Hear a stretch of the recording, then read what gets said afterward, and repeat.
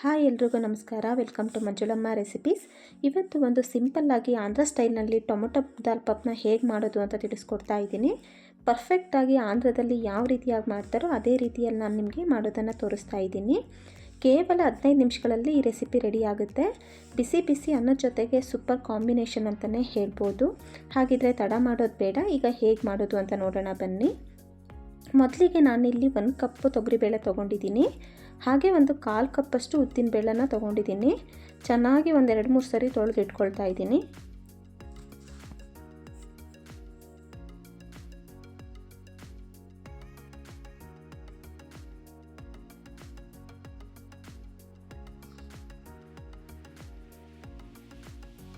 ಇಲ್ಲಿ ನಾನು ಒಂದು 4 ಮೀಡಿಯಮ್ ಸೈಜ್ ಟೊಮೊಟೊ ತೊಗೊಂಡಿದ್ದೀನಿ. ಹಾಗೆ ಒಂದು ಈರುಳ್ಳಿನ ತೊಗೊಂಡಿದ್ದೀನಿ.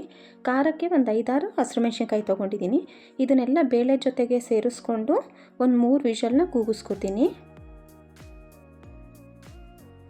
ನೀವು ಒಂದ್ಸರಿ ರೆಸಿಪಿನ ಟ್ರೈ ಮಾಡಿ ಹೇಗೆ ಬಂತು ಅಂತ ಕಮೆಂಟಲ್ಲಿ ತಿಳಿಸಿ.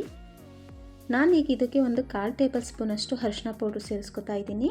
ಹಾಗೆ 1 ಟೇಬಲ್ ಸ್ಪೂನಷ್ಟು ನಾನು ರೆಡ್ ಚಿಲ್ಲಿ ಪೌಡ್ರು ಸೇರಿಸ್ಕೊತಾ ಇದ್ದೀನಿ. ರುಚಿಗೆ ತಕ್ಕಷ್ಟು ಉಪ್ಪನ್ನ ಸೇರಿಸ್ಕೊತಾ ಇದ್ದೀನಿ.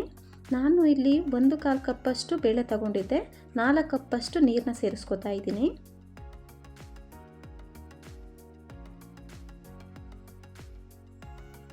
ಈಗ 1 ಟೇಬಲ್ ಸ್ಪೂನಷ್ಟು ಎಣ್ಣೆ ಸೇರಿಸ್ಕೊತಾ ಇದ್ದೀನಿ. ಎಣ್ಣೆ ಸೇರಿಸ್ಕೊಳ್ಳೋದ್ರಿಂದ ಬೇಳೆ ಚೆನ್ನಾಗಿ ಬೇಯುತ್ತೆ. ಚೆನ್ನಾಗಿ ಮಿಕ್ಸ್ ಮಾಡ್ಕೊಳ್ಳೋಣ. ಲಿಡ್ ಕ್ಲೋಸ್ ಮಾಡಿ ಒಂದು 3 ವಿಷಲ್ ಕೂಗಿಸ್ಕೊಳ್ಳೋಣ.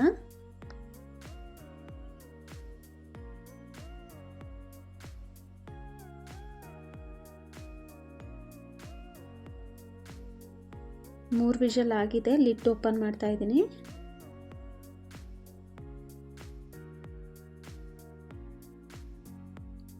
ಬೇಳೆ ಎಲ್ಲ ಚೆನ್ನಾಗಿ ಬೆಂದಿದೆ. ಚೆನ್ನಾಗಿ ಮಿಕ್ಸ್ ಮಾಡ್ಕೊಳ್ಳೋಣ.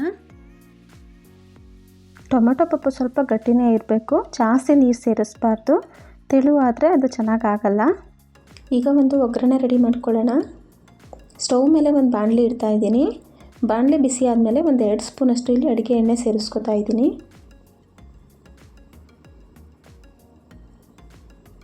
ಎಣ್ಣೆ ಬಿಸಿ ಆದಮೇಲೆ 1 ಸ್ಪೂನಷ್ಟು ಸಾಸಿವೆನ ಸೇರಿಸ್ಕೋಬೇಕು. ನಾನಿಲ್ಲಿ ಒಂದು 10 ಎಸಳಷ್ಟು ಬೆಳ್ಳುಳ್ಳಿನ ಜಜ್ಜಿಟ್ಟಿದ್ದೆ, ಅದನ್ನು ಸೇರಿಸ್ಕೊತಾ ಇದ್ದೀನಿ. ಸ್ವಲ್ಪ ಫ್ರೈ ಮಾಡ್ಕೊಳ್ಳೋಣ.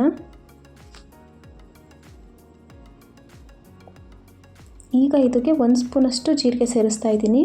ಹಾಗೆ ಒಂದು 3/4 ಸ್ಪೂನಷ್ಟು ಕಾಳು ಮೆಣಸನ್ನ ಸೇರಿಸ್ಕೊತಾ ಇದ್ದೀನಿ. ಹಾಗೆ 1 ಟೇಬಲ್ ಸ್ಪೂನಷ್ಟು ನಾನಿಲ್ಲಿ ಉದ್ದಿನಬೇಳೆ ಸೇರಿಸ್ಕೊತಾ ಇದ್ದೀನಿ. ಇಲ್ಲಿ ಒಂದು 3-4 ಬ್ಯಾಡಗಿ ಮೆಣಸಿನ್ಕಾಯಿ ತೊಗೊಂಡಿದ್ದೆ. ಹಾಗೆ ಸ್ವಲ್ಪ ಕರಿಬೇವು ಸೇರಿಸ್ಕೊತಾ ಇದ್ದೀನಿ. ಚೆನ್ನಾಗಿ ಫ್ರೈ ಮಾಡ್ಕೊಳ್ಳೋಣ.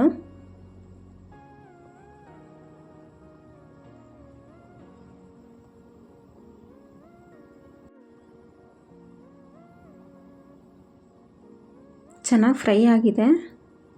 ಈಗ ನಾವು ಬೇಯಿಸಿಟ್ಕೊಂಡಿರೋಂಥ ಬೇಳೆನ ಇದಕ್ಕೆ ಸೇರಿಸ್ಕೊಳ್ಳೋಣ. ಇದೇ ಕುಕ್ಕರ್ಗೆ ಸ್ವಲ್ಪ ನೀರು ಹಾಕಿ ಸ್ವಲ್ಪ ಸೇರಿಸ್ಕೊಳ್ತಾ ಇದ್ದೀನಿ. ಜಾಸ್ತಿ ಸೇರಿಸ್ಕೋಬೇಡಿ. ಈ ಕನ್ಸಿಸ್ಟೆನ್ಸಿಲಿ ಇರಬೇಕು.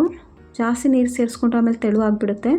ನನಗೆ ಸ್ವಲ್ಪ ಉಪ್ಪು ಕಡಿಮೆ ಅನ್ನಿಸ್ತು, ಅದರಿಂದ ಸ್ವಲ್ಪ ಸೇರಿಸ್ಕೊಳ್ತಾ ಇದ್ದೀನಿ. ಈಗ ಚೆನ್ನಾಗಿ ಮಿಕ್ಸ್ ಮಾಡಿಕೊಂಡು ಒಂದು ಕುದಿ ಬರೋವರೆಗೂ ನಾವು ಬೇಯಿಸ್ಕೋಬೇಕು.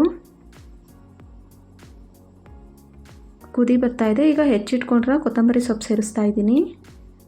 ನೋಡಿ, ಟೊಮೊಟೊ ಪಪ್ಪು ರೆಡಿಯಾಗಿದೆ. ನೀವು ಒಂದ್ಸರಿ ಟ್ರೈ ಮಾಡಿ ಹೇಗೆ ಬಂತು ಅಂತ ಕಮೆಂಟಲ್ಲಿ ತಿಳಿಸಿ. ಇನ್ನು ನನ್ನ ಚಾನಲ್ನ ಯಾರ್ಯಾರು ಸಬ್ಸ್ಕ್ರೈಬ್ ಮಾಡ್ಕೊಂಡಿಲ್ಲ ಪ್ಲೀಸ್ ಸಬ್ಸ್ಕ್ರೈಬ್ ಮಾಡ್ಕೊಳ್ಳಿ. ಹಾಗೆ ನಿಮ್ಮ ಫ್ಯಾಮಿಲಿ ಫ್ರೆಂಡ್ಗೂ ಶೇರ್ ಮಾಡಿ. ಯಾರ್ಯಾರು ಈ ವಿಡಿಯೋ ನೋಡ್ತಿದ್ದೀರಾ ಎಲ್ರಿಗೂ ತುಂಬ ಧನ್ಯವಾದಗಳು. Thank you.